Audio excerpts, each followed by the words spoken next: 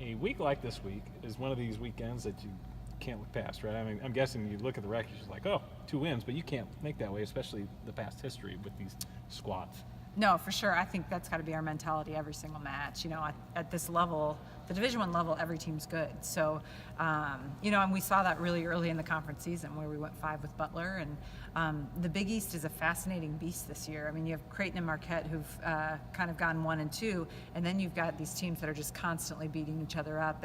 And the fact is sometimes they play incredible, and then sometimes they're struggling. And so, we have to be prepared for each team to put their best out on the court. And we're planning on that with Xavier and Butler this weekend. And I know you can't worry too much about national rankings, but the fact that you're staying put, all you can do is take care of your business. You can't worry about why you're not moving up and that type of thing, right? Yeah, the national ranking is good. It's good for recruiting. It's good for fans, and obviously we're excited to be in that top 10. With that said, we're much more locked into our RPI and things along those lines because, we want to win a Big East championship. We want to make the NCAA tournament, and another goal is to host. And so each of these matches is really important for us to reach those goals. Jayla Zimmerman, how would you describe sort of how she's managed the ups and downs of a freshman year? I think Jayla's done a great job, and kind of what I expected from her. She's a really steady young woman as a human being.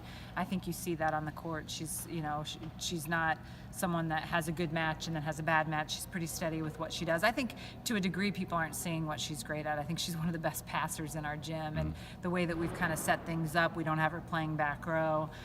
She's the left side traditionally. She's being pigeonholed into that right side slot because we've got 2 seniors on the left side. So, I think people are getting a taste of what she can do, but it's going to be fun to kind of see her grow over the next 3 years. Do you see her as a 6th rotation player in the future then? For sure, okay. I do. Yeah.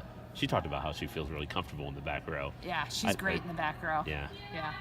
She I guess how do you work toward, because with a freshman there's going to be some mistakes, and you guys, like we just talked about, can't afford to drop any matches. How do you approach mixing her and I guess the other 2 in, knowing that there are going to be some growing pains for them?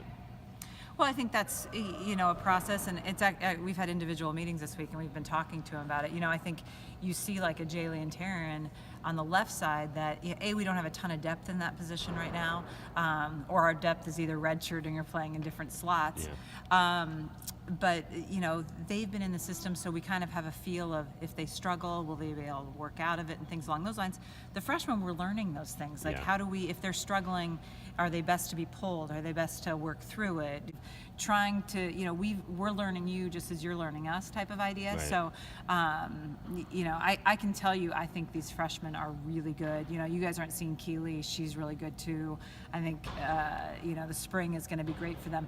But the other thing I said is we have 2 months of season left, and our success really is going to be dictated on the improvement of some of them. So, as much as we can focus on our seniors and upperclassmen and what they're doing, we got to get better in some positions that are filled by young players. And so our job is to make them empowered to be great, and I think that's going to help our team. Yes.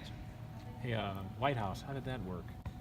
Actually, to get into the White House, I think we went through one of the senator's offices. I'm not sure. Okay. Maybe Senator Fisher.